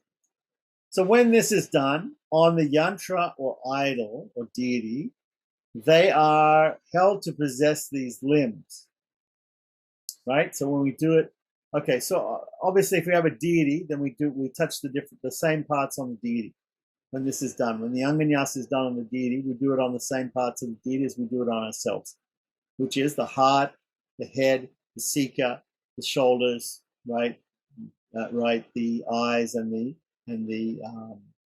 around the body, right, like that. So, right, but when we do it in the form of a yantra, then we have to imagine those things, because the yantra doesn't usually have a form on it, right? There may be some yantras that do have show a form in 2 dimensions, but which is normally called a pratima, not a yantra. But anyway, so we touch the different parts of the yantra. We just touch the yantra and we imagine those things, right? So if we're doing anganyasa on a yantra, then we have to imagine those places. When this is done on a yantra or idol, they are held to possess those limbs. The aspirant who spiritualizes his body by nyasa infuses the potency of the mantra into the deity or the idol on which he performs the nyasa. He must spiritualize the limbs of the idol or the deity and the interior of the idol also. The nyasa is thus both external, bahir, and internal, antas. Nyasa is also done with a view to create a new potency in the idol. So there are 3 kinds of nyasas, 3 general kinds of nyasas. Now, what have we talked about? We talked about mantra nyasa, we talked about karanyasa or hastanyasa, we talked about anganyasa, we talked about 2 types of anganyasa, the 5 and the 6, which includes or doesn't include the netra, right? So then we're talking about 3 general broad categories of nyasa, of types of nyasa. So they are the samhara, the shristi, and the sthiti nyasas. Yeah? So nyasa is required. And what do they mean? Samhara means destruction. Shristi means creation. Sthiti means maintenance. Right. So nyasa is required to be done on almost all occasions or whenever a fresh act of worship is to be undertaken.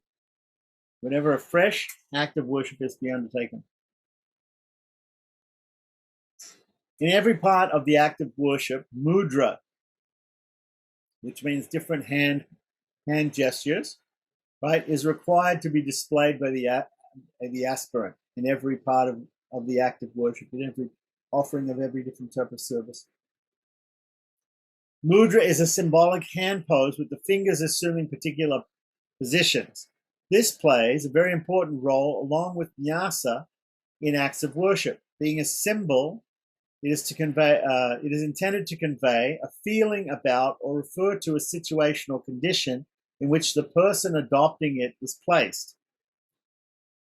Writing which includes painting gestures which convey the intention of those who display them and articulate speech have been from a very ancient period of human history, the means which men have adopted for communicating with one another. So in other words, before we even had words and language, we had hand gestures. We had different gestures, right? So if I go like this, if I say like this, come here, right? I don't need to say anything. I don't need to, if I don't even need to know the language of somebody, but if I put my hand up like this, it means stop. If I hold, go like this, it means come here, right? There's other gestures that we can make which are universal, beyond language, right? So these are very primordial to us and basic and easy to understand. Among these, speech in the form of articulate expression most widely used while writing complex. Sorry, what have we got here? We're on page 33. Writing, which includes painting gestures which convey the intention of those who display them articulate speech, have been, from a very ancient period of human history, the means by which men have adopted for communicating with one another. Among these, speech in the form of the articulate expression is most widely used, while writing comes next in importance. Gestures unaccompanied by words do convey sense, yet speech is seldom unaccompanied by gestures in the form of movements of the head and hands with fingers, and changes in facial expression, which include those of the eyes and lips. Quite often, these physical movements give strength to speech, right? So we know this. If we hear somebody speaking, but we don't see them, we don't see the expressions on their face, how they move their hands, then we don't quite get. Sometimes the emotion is not conveyed exactly right. What to speak of in writing? When people write things on the internet all the time, there's misunderstandings about their intention, right? So it is therefore natural that both in practical life and in artistic presentations such as dance, the poses with the physical limbs should play a dominant role. The same principle is applied to the employment of mudras in worship.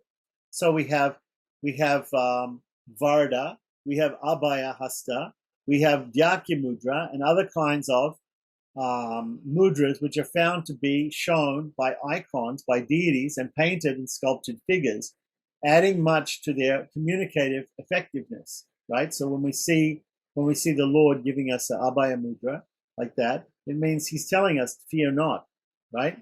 If you go to Chennai, if you go to Parthasarathy Temple in Triplicane, Tiruvannamalai, right? So that Tiruvannamalai means the place of Lord, the beautiful forest of Lord Krishna's pastimes, right? If we go there, we see the deity of Krishna, and he has his hand in the Abhaya thing, and it represents when he says Sarvadamam Pritajamami Kamashanam Hamta Sarvapapibhyo Mokshishu Masucha. So he says, don't fear. Masuchaha, don't fear. Grieve not. Right? Masuchaha. Abhaya, don't have fear. Abhaya. Right? Bhaya means fear, abhaya means no fear. So similarly, the aspirant enjoined to employ mudras while performing worship. The word mudra, right? The word mudra is derived from the root mud, meaning to rejoice, and the root ra, which means to give joy. To give joy is what it means. The word then is taken to mean giving delight, evidently to the deity before whom it is displayed. To emphasize that the display of mudra is obligatory, attempts have been made to explain the connotation of this word. Two purposes are indicated through this connotation. One is that what is undesirable could be dispelled by this display. Sins get removed, right? Defects disappear and malicious spirits are cleared away. smoothing the path of worship for the aspirant. The second purpose is that desire of the aspirant gets fulfilled through this display. So, and he gives the Sanskrit at the bottom of the page for that, coming from Shabdakalpa Druma, which is also mentioned in Suprabheda Agama. So, mudras are numerous. As several feelings and situations have to be represented.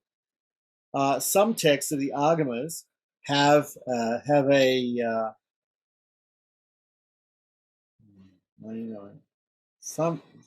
chapter which describes how several mudras are to be formed and displayed. They have to be displayed in accordance with the mantras that are recited. So we have an action to perform, we have a mantra to recite, and we have mudra that goes along with that. And there's some of the things here explaining the definition of mudra, coming from Shabdakalpa Druma 3, page 745. Shabdakalpa Druma means it's a shastra that gives us a meaning, the definitions of different words. So worshipping the deity involves 16 kinds of ceremonial practices, upacharas, right? Which are listed here. So avahana, stapana, sanidhana, sanirodhana, what is it? Sanidhana, sanirodhana, avaguntana, dhenumudra, argya, padya, achmaniya, pushpadana, dhupa, deepa, naivedya, paniya. Right. Japa, amarpana, and artika. Okay, so here he's given these different names of upacharas. Sometimes the first 10 alone are taken up for enumeration. All of these are classified according to 5 elements out of which they have sprung. On occasion, the deities or yantra is to be given a ceremonial bath, preparations for which are to be made on an elaborate scale. There are varieties of the bath. Minute details are given for selecting the right type of flowers and of plucking them. The prepared food to be offered to the deity is called havis. The nature of the grains and other ingredients of the preparation is dealt with according to the quantity required for the offerings. This is all in the Agama Shastras. The Agama texts generally have the words Tantra, Samhita, and others at the end of the name. So, for example, Mrigendra Samhita, Malini Vijaya Tantra, or Lakshmi Tantra. The Mrigendra Samhita is a Shaiva Agama. The Malini Vijaya Tantra is a Shakta Agama. The Lakshmi Tantra is a Vaishnava Agama, Pancharatra Agama. So this shows that the Agama text came into being after the Vedic tradition became stabilized, and also that they are based on the Vedic exegesis. However, these details do not belong exclusively to any one creed or religion. Apart from Hinduism, the Buddhist religion also had tantric aspects. A difficulty arises in the absence of acceptable evidence in settling the identity of some of these concepts. Ever since foreign scholars began handling Indological subjects, particularly Hindu traditions, their tendency has been to deny outright indigenous origin of any concept that has been outstanding in its excellence or attractiveness. Either the Greek tradition or the Buddhistic developments have been cited as having served as foundations for, or as having inspired the Hindu concepts of growth and development, to grow and develop. This could be conceded.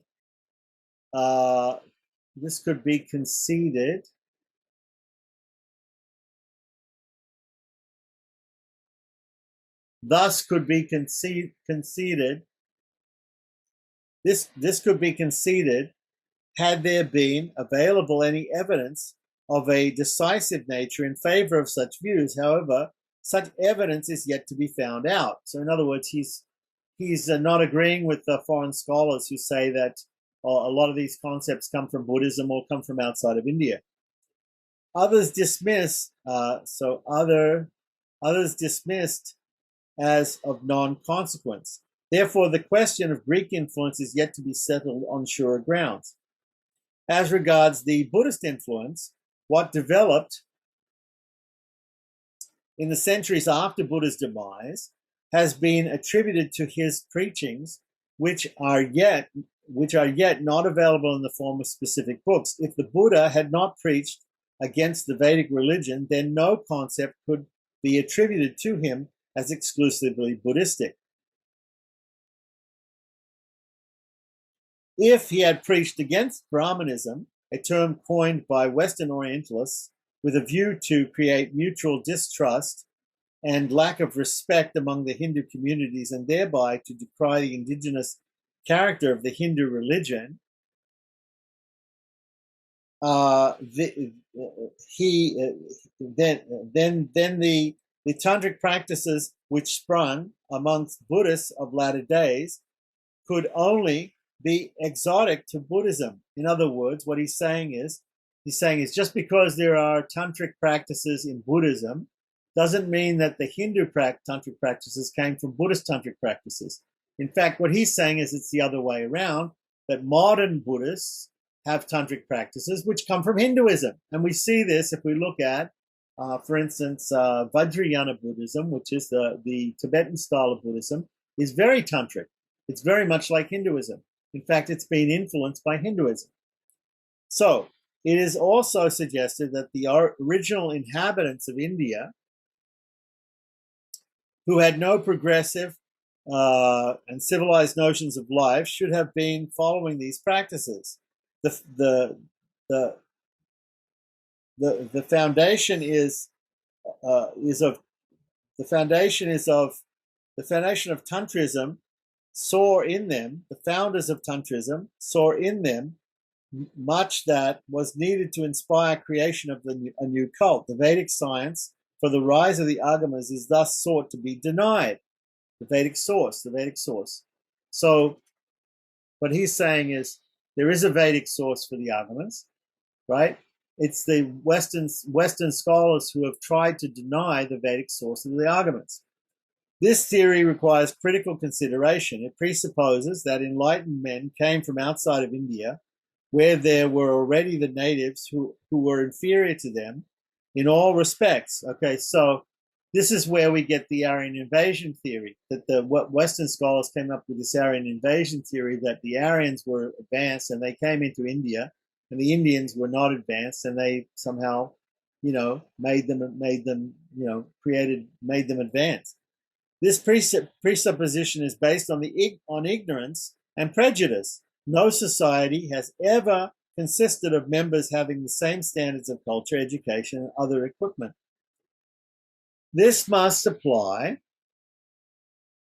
also to the people who lived in ancient India. This society did not certainly migrate into India from without. Practices of the people should be varied, and the different practices could have reacted on one another. Certain of them might have been taken up by a section which did not have them before. These practices have been there ever since the enlightened section of people had their own way of religious and secular life fully organized. The foreign or tribal origin of the Agamas does not, therefore, merit acceptance. The source of the Agamas must, therefore, be admitted to have been varied but Indian, permitting the votaries of the various cults to draw out whatever they required. Besides mutual influence, exotic impact, exotic means coming from outside, right? Impact cannot be totally denied, right? Besides mutual influence of what's going on inside India, right? We cannot deny that there might be some external some external impact. The Himalayan regions where Kailash is situated are said to have been the home of the Shaiva Agamas. Some think that it is from Bengal the Agamas spread to Assam, Nepal, Tibet, and China. Assam is the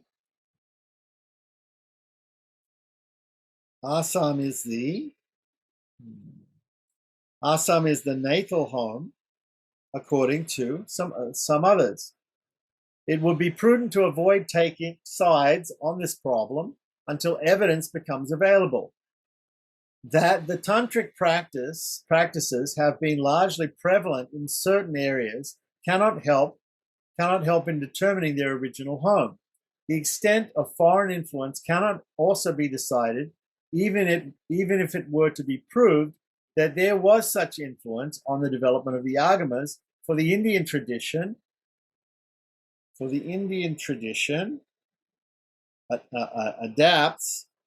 adapts what is borrowed from others so as to be in harmony with its character.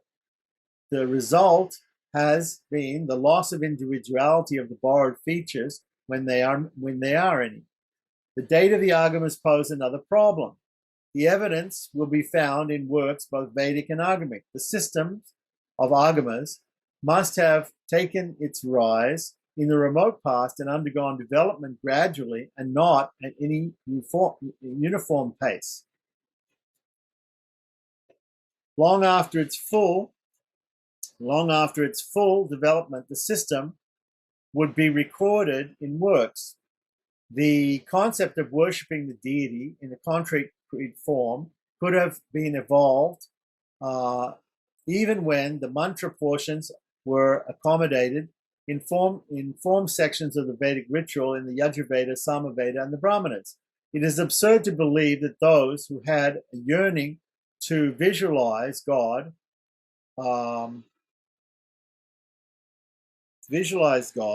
waited and waited for centuries to witness the end of the era of Vedic ritual to produce the Vedic and the production of Vedic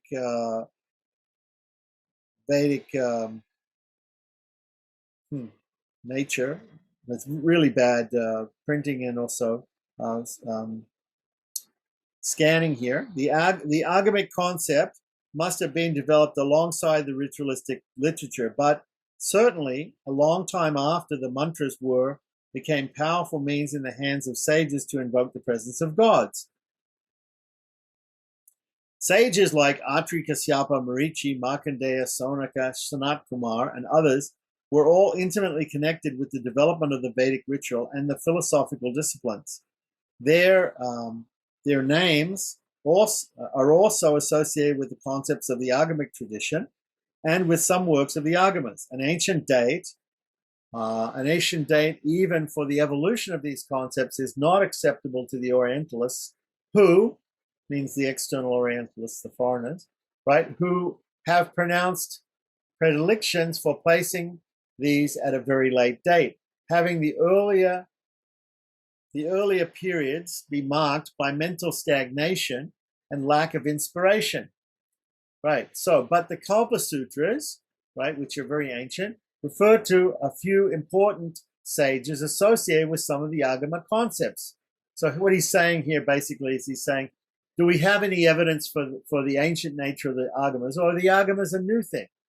So they're an ancient thing because we know from the names of the people who are mentioned in the Agamas, right, that they were also there involved in Vedic sacrifice and also in the Kalpa Sutras. So it is said that the Agamas must have risen after the Vedic period, but this does not make clear even the probable date. In this context, it's necessary to understand what the expression Vedic period means. The Orientalists divide Sanskrit literature into Vedic, epic, and classical periods. The epic period is said to have begun after the close of the period of the Vedas, which include the Samhitas, Brahmanas, Aranyakas, Upanishads, and also the Vedangas. The classical period commenced after the epics were composed. Okay, so what he's saying is that let's first of all understand the way Orientalists, the way Indologists, who started out as foreigners, studying Indology, how they classify the periods. So they have these different periods of time, which are classified as the Vedic, the Epic, and the Classical. So the Vedic involves the Samhitas, Brahmanas, Aranyakas, Upanishads, and Vedangas. Right? After that was the Epic period. After that was the Classical period. That's according to Indologists. So whenever you hear people talk about these periods, that's the basic division that they make. Those who are guided by the opinion of the Orientalists forget the Vedic texts contain narratives, episodes, and other epic-like formulations. He's rejecting this type of classification, which is very, very basic and not very intelligent. So likewise, the language and contents of the epics have much of the classical features. So it is to be realized that these periods overlap one another. So his point is, although we can broadly have these periods of Vedic, Epic, and Classical, still they overlap each other in certain ways. The Vedas continue to be recited down to the present day. The rituals are still performed, though not on such a large scale as in the distant past. There are still people doing Vedic rituals. The Vedic passages have been analyzed, interpreted, and expounded by eminent authorities like Yaksha, Skandaswamin, Shayana, and Bhattabhaskara, and others, right? All of whom did not live in the so-called Vedic period. So if we want to study the Vedas, we also have these commentaries by people who didn't live at the time of the Vedas, in the Vedic period. They lived later. So the spirit of the Vedas is still glowing, and this itself is a mark of the Vedic atmosphere which prevails even today. Kalidasa is supposed by modern scholars to have lived at some time between the 1st century BC and the 5th century AD. And to him goes the credit for the composition of the following shloka, the following verse, right, in a Vedic meter. He did not certainly live in the Vedic period. So that's the point, right? That's his point. So the Archa form, the deity form, is stated to have been introduced by the sages for worship in the beginning of Treta Yuga. So we have commentaries here, right? The Ramayana refers to the temple of Vishnu as being the temple of Vishnu as by the word Ayatana, and the abodes of the gods through the words Devagara, and Sthana. These could be taken to refer to particular places where shrines were built for the worship of the deities. It is not the holy fire pit, Homakunda, of the ritualists where the offerings were made for the deities. However, there is no mention of an idol or any symbols in these cases, right? So we have examples in very old texts like the Ramayana, which come in the epic period, of the idea of temples, right? Anyway, the specific structure, Agara, was erected to worship the deity Deva. The word Sthana in another passage should also point out to the same structures. The Vishnu Purana contains unmistakable evidence of the Vyuha doctrine of Pancharatra. The Mahabharata refers to idols or deities in temples and to the Pancharatra doctrines. The Harivamsa, which is an appendix to the Mahabharata, right, refers to the temple of Indrani, where the goddess was worshipped by Rukmini, right? When Rukmini wanted to be kidnapped by Krishna, she sent him a letter, and then she said, I'll be at the temple of Indrani. I will go to this temple to worship the goddess. At that time, you can come and you can kidnap me.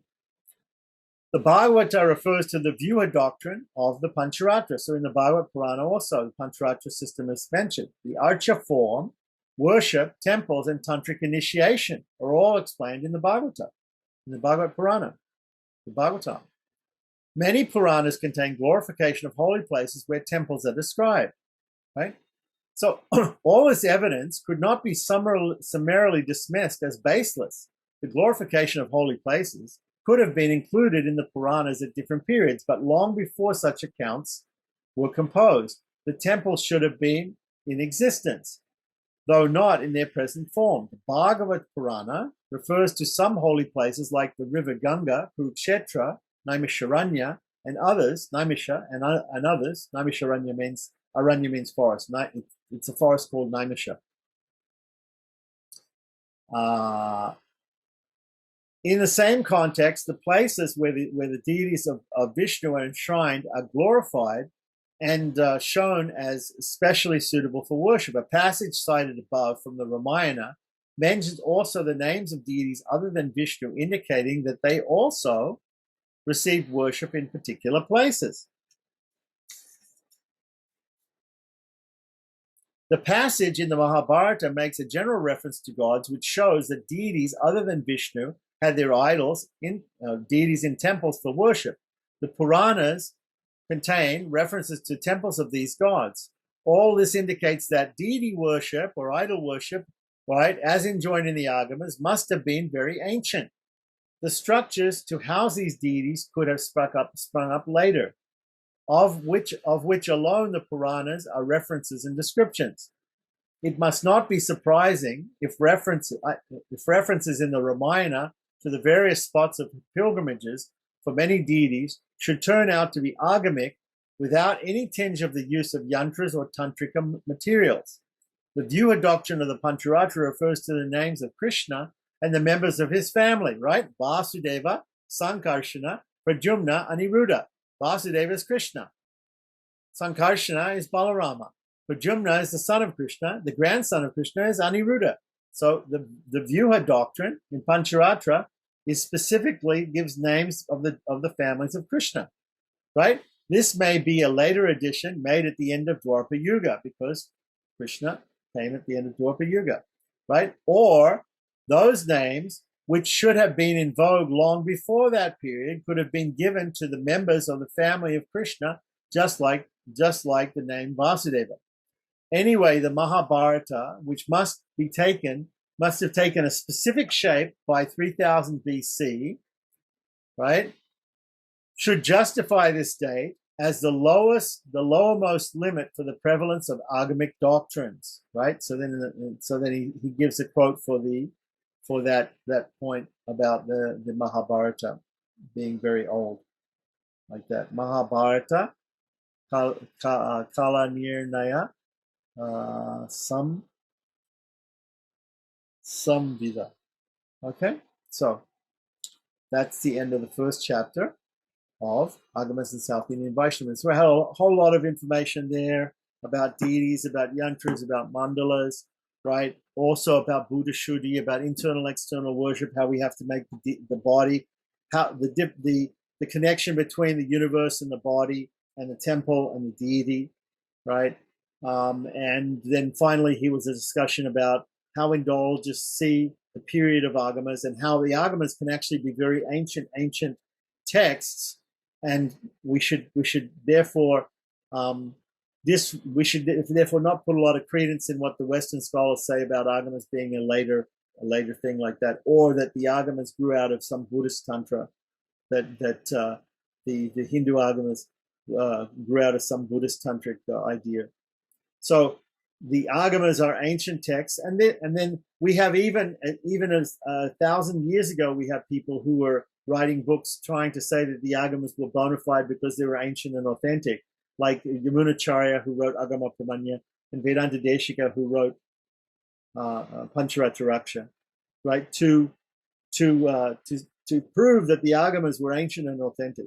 So that's one of the main points in the last part of the discussion today, that the Agamas are ancient and authentic. So the Agamas are ancient and authentic.